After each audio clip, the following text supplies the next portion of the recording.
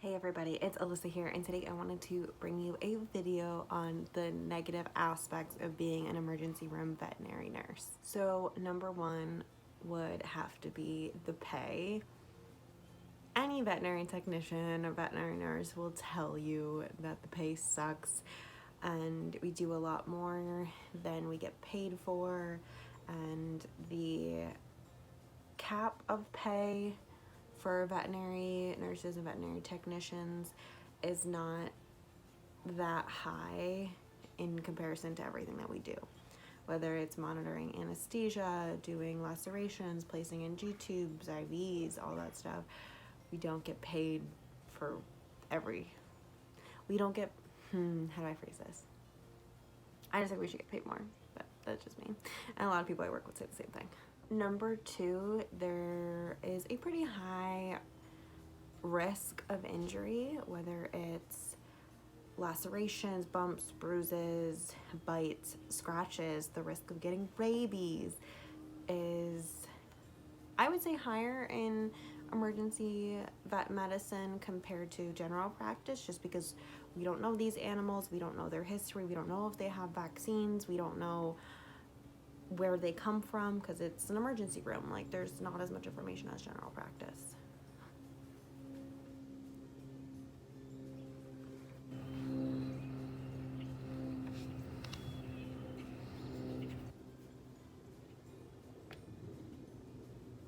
So yeah, there's a high risk of injury in I would say veterinary medicine in general, but especially in emergency veterinary medicine.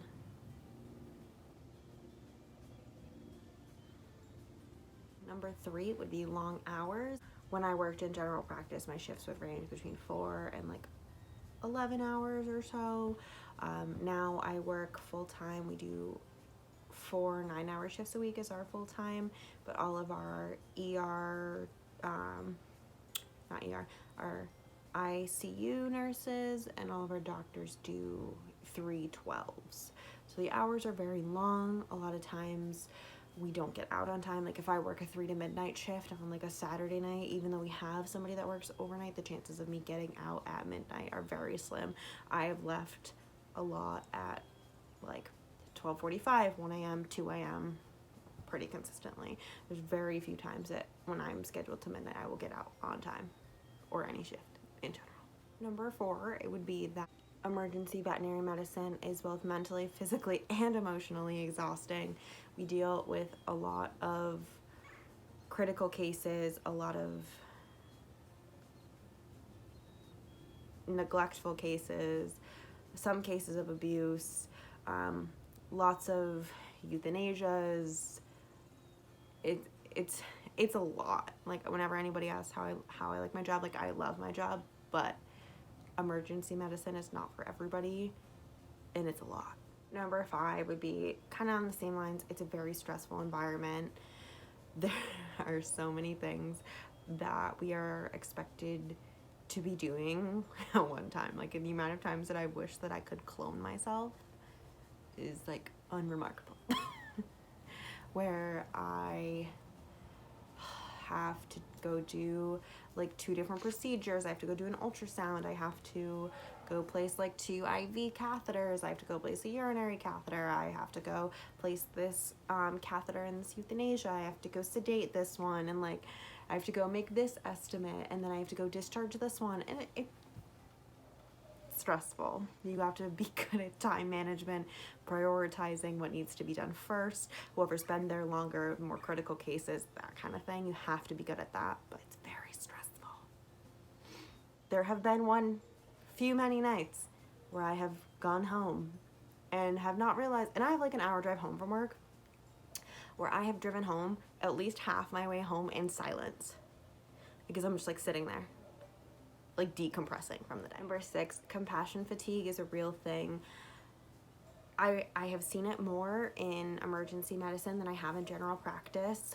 Same thing with like the mentally, physically, emotionally exhausting aspects of the job. Just when you see 13 animals get euthanized in a day, most for medical reasons, it takes a toll on you, and because you connect to every single client, every single patient, and There, especially say if like it's your 4th day of doing like 3 to 12 and it's over a weekend, like we see a lot of more euthanasias on the weekend, and just like seeing all of the traumas that come in, whether it's a dog that was hit by a car or an animal that was attacked by another animal, and they either get euthanized or the results aren't great, and compassion fatigue when doing this job is very, very real. Number 7, another really shitty thing about being an emergency room veterinary nurse is we do see a few, I wouldn't say very many, euthanasias that are not for medical reasons. They're for aggression, and in certain cases they are warranted. I've seen a couple animals where it has been warranted, where they've blatantly attacked out of nowhere multiple times. They've tried everything, but it's the cases where it was like a one-time occurrence.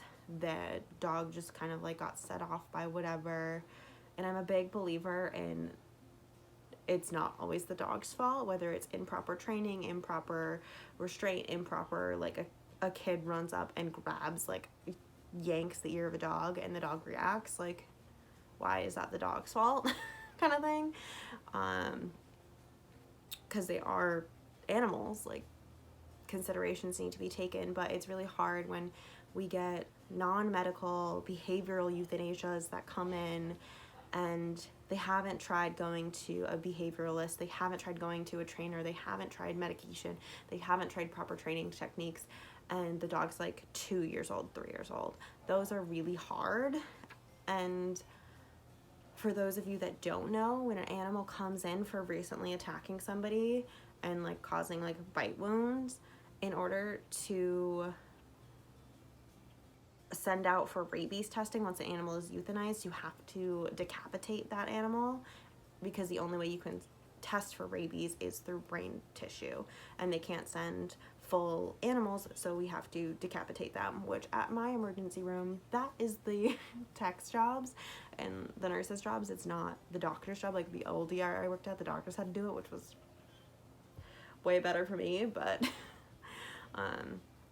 so it's just, those are one of my least favorite parts of the job. And a lot of times, like, there have been certain times where like I were to go triage this case and the front desk didn't ask and didn't see the animal, and then I had to have the conversation with them, and it's really hard trying to explain that to an owner.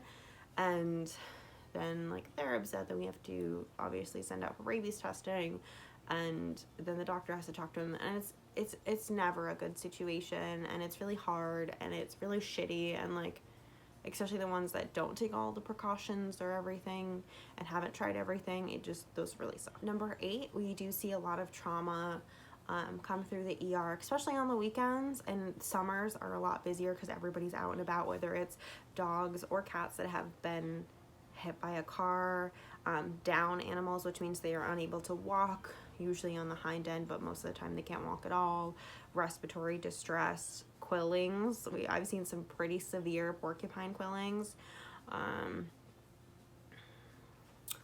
lacerations, like severe lacerations, like leg breaks. We had an Italian Greyhound come in with a broken leg, and I've had an Italian Greyhound with a broken leg.